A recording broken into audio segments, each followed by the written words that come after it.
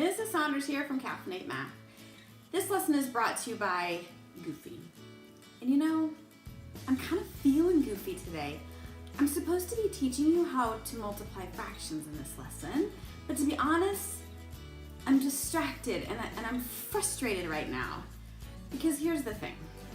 When I was growing up, we had three main ways to contact people. You could do it by person, by phone, or by mail. And that was it. And now I'm trying to keep up with all these different social media platforms like Facebook, Twitter, Instagram, WhatsApp, Pinterest, Snapchat. Everyone uses a different tool. Which one am I supposed to use? Do I just pick one? Do I have to use all of them? So I've been thinking about this and I decided to do some research. So I gathered some data at school this week and I just need to take a few minutes to sort out what I've learned. Actually, it's a good thing I know how to multiply fractions because it looks like that's what I'll need to solve this problem. Okay, let's see what we can do. First of all, I found out that not everyone uses social media, so that was a relief. Still, many do. I surveyed 170 social media enthusiasts. 3/5 of them were girls, 2/5 were boys. Of all the social media platforms, we discovered that the most used were Facebook, Snapchat, and Instagram. I asked each student which one they used the most. Of the girls, 1/12 used Facebook, 2/3 Snapchat, and 1/4 Instagram. Of the boys, 3/20 used Facebook primarily, 3/4 used Snapchat, and 1/10 used Instagram. Facebook was the first one I ever tried, so my first question was, what fraction of the students are girls who use Facebook? Well, I know that 1/12 of the girls use Facebook primarily, and okay, I see a math equation developing here. If I were to write this sentence mathematically, 1/12 would be 1/12, okay? And I know that the girls were 3/5 of the students. Of is a math word for multiply, so here I have a math problem that I can solve. Okay, let's give this a shot. I'm just going to bring up a fresh sheet here. Now, there are actually two different ways to solve this problem. The first way is just to multiply straight across. The numerators first, we've got 1 times 3 equals 3, and then the denominators, 12 times 5 equals 60. There. Then I just have to simplify this fraction. If I were to expand it, it would look like this. 3 is 3 times 1, 60 is 3 times 20. I can cancel out the 3's and I'm left with 1/20. Okay, now here's another approach. This time I'm actually going to simplify first. It's called cross-simplifying because I kind of have to look sideways to see fractions. See that? It's 3/12. And if I reduce that, it would be 1/4. Okay, so back in my problem, the 3 becomes a 1 and the 12 becomes a 4 when we reduce them.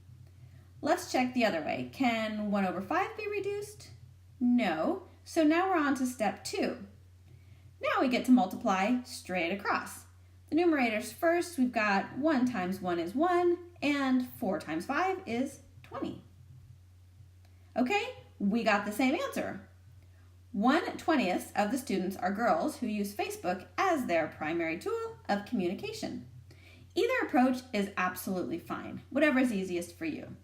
So now I actually have a question about the boys. What fraction of the students are boys who use Snapchat? Let's see. 3/4 of the boys prefer Snapchat, and we know how to make this into a math sentence.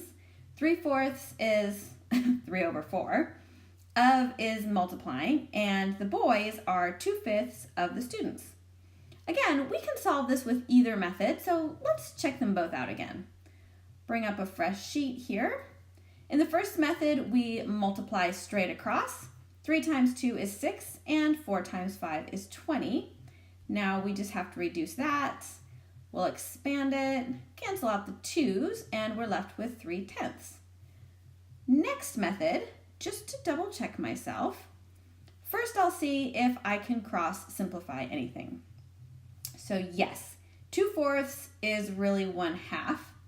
So I'll do that back in the problem. The 2 became a 1 and the 4 is reduced to a 2.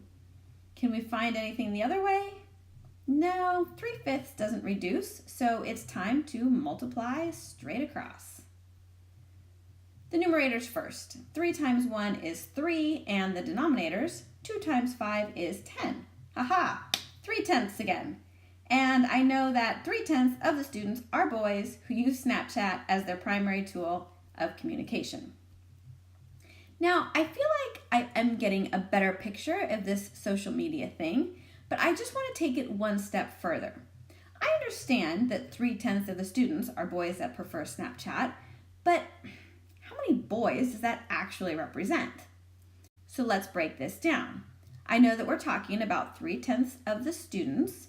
So 3/10 is 3/10 is multiply, and the total number of students is 170.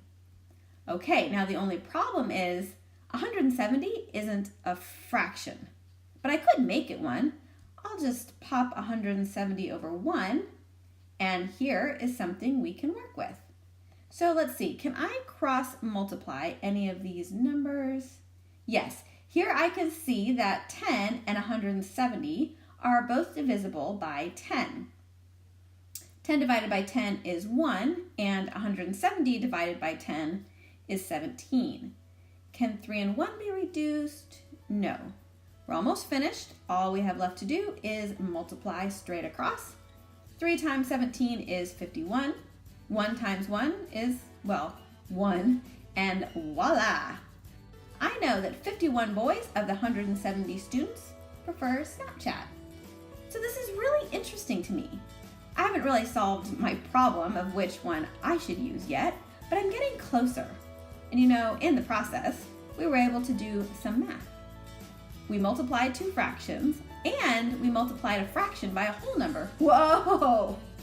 I guess I won't be using Twitter. Maybe next time I'll make a decision, but until then, have fun with your fractions.